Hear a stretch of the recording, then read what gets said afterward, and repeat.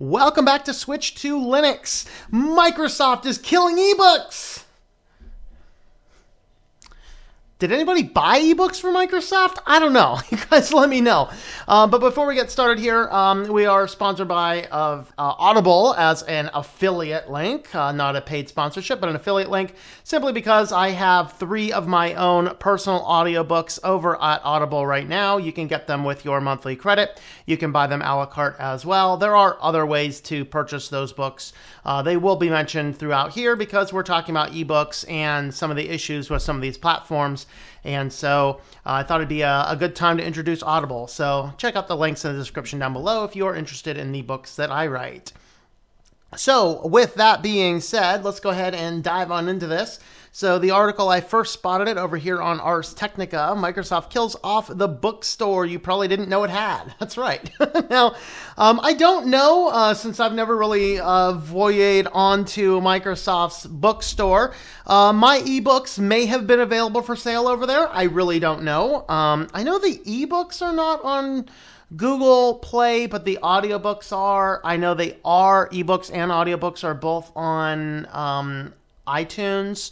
So I don't know if my books were over there in Microsoft or not, but they did have a bookstore, and you could purchase the ebooks, and then they built ebook support into the Edge browser, and they're killing that. I wonder if part of it is it just hasn't been enough sales, or maybe part of it is maybe they couldn't get the ebook functionality working in Chrome. I don't know. I'm guessing Chrome might have ebook functionality. I'm guessing it does. I don't know.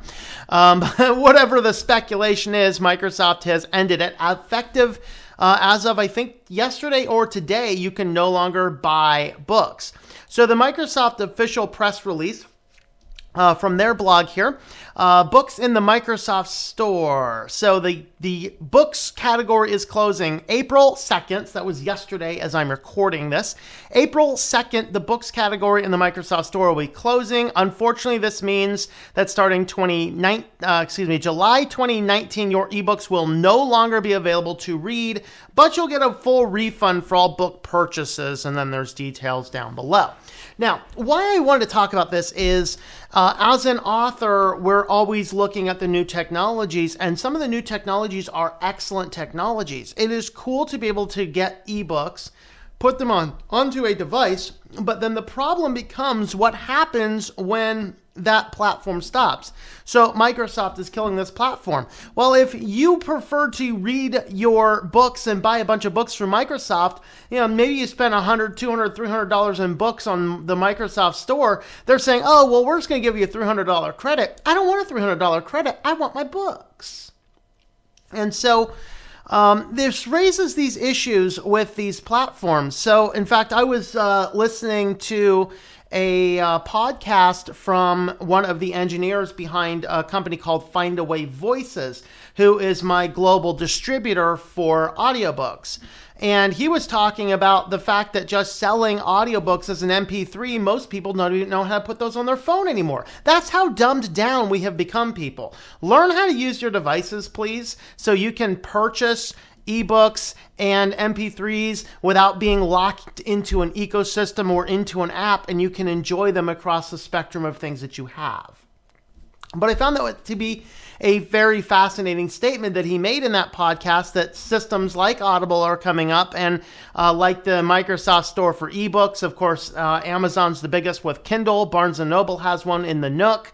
And these things produce this proprietary platform, and then they DRM lock the books to that individual device, and so you can read the individual books. Now, you say, and the argument goes that, oh, that's okay because it prevents piracy.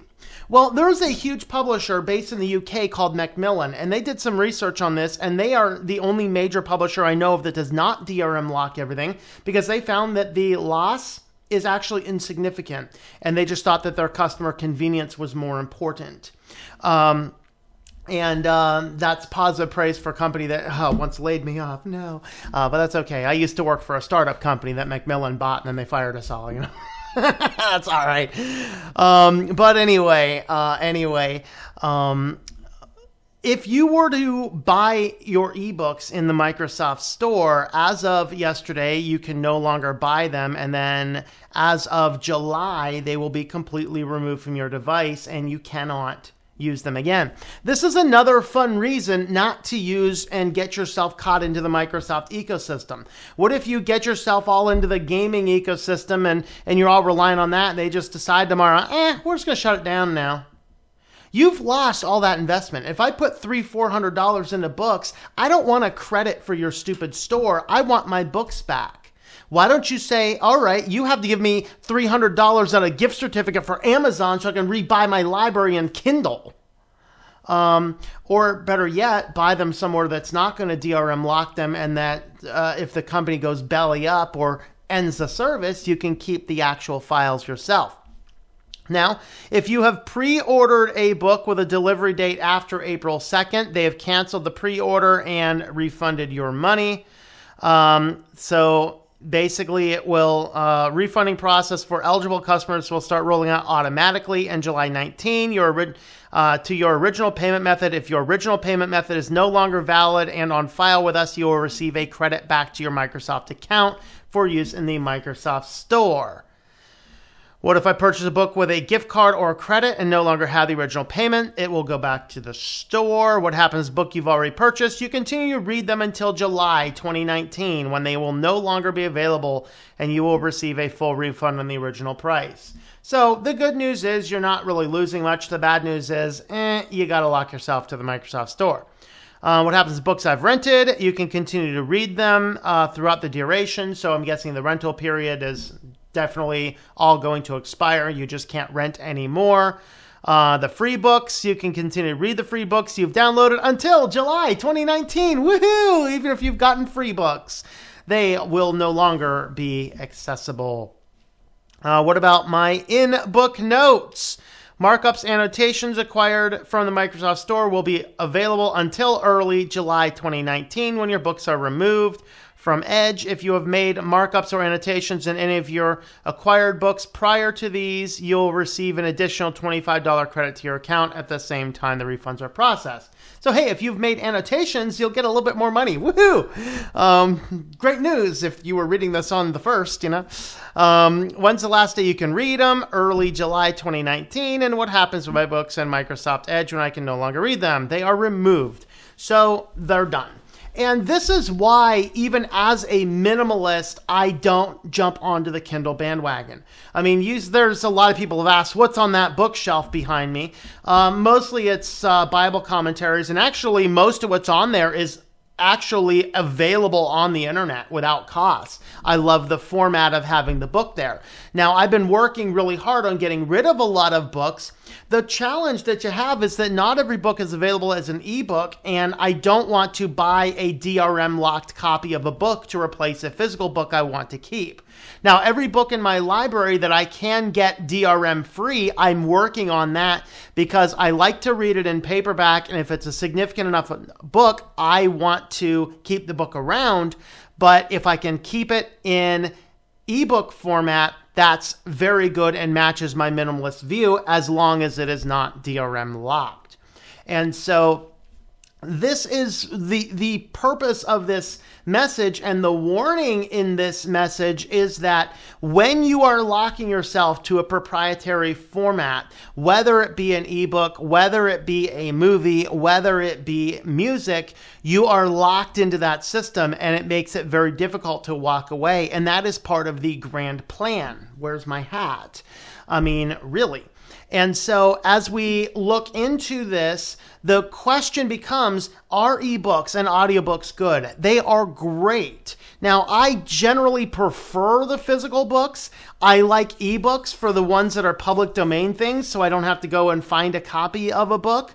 I love the ebooks. I love the audiobooks. Listening to something, whether it's in the car or on a walk, I love all of the formats, and I use all of the formats. But what I've done personally is I've made sure that my books are available in multiple varieties of formats, with a little asterisk note. We are going to be rolling out a book series that we're going to start on KDP Select, which is exclusive to Amazon.